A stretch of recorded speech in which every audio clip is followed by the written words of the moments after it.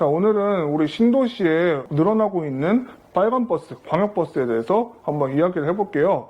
내 집 앞에 새로운 광역버스 생겼다, 이런 분들 많이 계실 건데 홍보가 잘 된 것 같아요. 아무래도 운수사에서 하는 게 아니라 대도시 광역교통위원회, 대광이, 혹은 뭐 경기도 공공버스, 뭐 이런 식으로 유관기관에서 주도를 하는 거다 보니까 홍보가 잘 되어 있는데, 이거를 무조건 좋아하면 안 되는 이유, 가볍게 좀 이야기를 해볼까 해요. 왜냐면 모든 게 다 일장일단이 있는데 장점만 너무 부각이 된 나머지 단점, 우리가 생각해봐야 될 점은 알 수 있는 기회가 거의 없던 것 같아요. 최근에 보면은 생각하지도 못한 서울 지역에 가는 버스도 생기고요. 경기도에서 경기도로 가는 빨간 버스도 조금 생겨나고 있는 단계예요. 그런데 이 버스들이 뭐가 문제일까 하면은, 첫 번째로 생활물가가 인상되는데 주범이 될 수가 있어요. 버스는 승용차보다 몇 배로 크고, 그러면 연료비가 많이 나오고, 그리고 운전기사도 있어야 되기 때문에 인건비도 생각을 해야 돼요. 여기서 적자가 발생할 경우에 우리 세금으로 다 충당을 하게 되어 있거든요. 그러면 어떻게 되겠어요? 세금이 점점 많이 들어가겠죠. 인건비 계속 오르고, 그 다음에 연료비도 계속 올라요. 계속 안 오르는 게 없죠. 이런데 노선수는 계속 늘어나요. 세금이 더더욱 많이 들어가겠죠. 그런데 운수사는 계약된 조건에 딱 맞게 운행을 해야 되거든요. 그럼 예전에는 어떻게 했냐 하면은, 조금이라도 이윤을 남기기 위해서 이용량이 적은 낮 시간대에는 좀 공급을 최소화해서 이윤을 극대화시키고 했는데, 지금은 형평성이잖아요. 물론 출퇴근 시간에 차를 더 많이 넣기는 하지만 낮 시간에도 결코 적지가 않습니다. 횟수를 봤을 때. 그런 점이 존재한다. 그래서 첫 번째로 무조건 좋아하면 안 되는 이유를 말해봤습니다. 약간은 비효율이 존재하는 경우도 있고요. 이 원리를 간단히 설명해드리면은, 노선 주인은 유관기관이에요.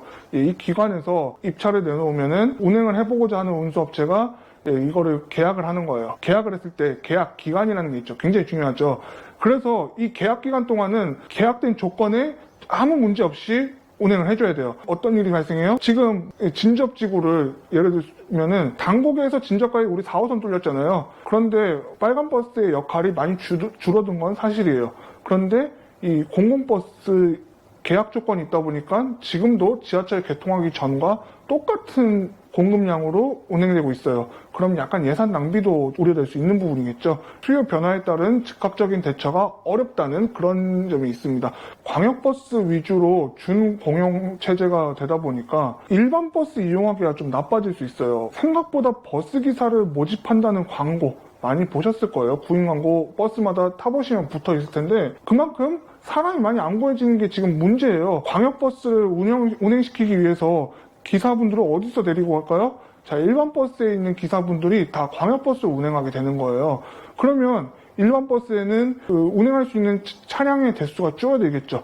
그래서 배차가 굉장히 늘어나는 경우도 상당히 많이 발생을 해요. 이 일반 버스는 공영제가 아니기 때문에 조건에 맞게 운행을 하지 않아도, 뭐 기사 수급이 원활하지 않다 그러면 일정한 벌금을 내고 끝낼 수 있도록 그렇게 돼 있거든요. 노선을 조건에 맞게 운영하지 않았을 때 페널티가 광역버스는 상당하고 일반 버스는 좀 그렇지 않다. 그런 점에서 일반 버스 배차가 늘어나면은 단거리도 빨간 버스를 이용하게 돼요. 일반 버스 뭐 1,400원 뭐 이 정도 받는데 2,900원을 내고 정말 단거리를 왔다 갔다 해야 되는 그런 상황이 오게 될 수 있겠죠. 편도 2배예요.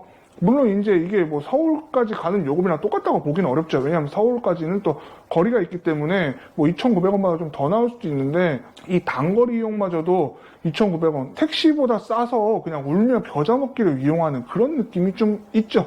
이런 일들이 발생할 수 있어요. 확실히 여러분들도 느낄 거예요. 공공버스로 많이 바뀌면서 빨간 버스 이용하기는 상당히 좋아졌는데, 그에 비해서 일반 버스는 글쎄 뭐 약간 그런 분들이 있겠죠. 이런 것들이 우리가 공공버스나 아니면 대도시 광역교통위원회에서 주관하는 그런 노선들이 만들어지는 게 무조건 좋지 않은 이유, 뭐 이런 것들을 간단히 얘기를 해봤는데요. 정리가 잘 되었나 모르겠어요. 만약 궁금하신 점이 있다면 얼마든지 답글로 남겨주세요. 그럼 저는 또 다음 영상에서 여러분들을 뵙도록 할게요.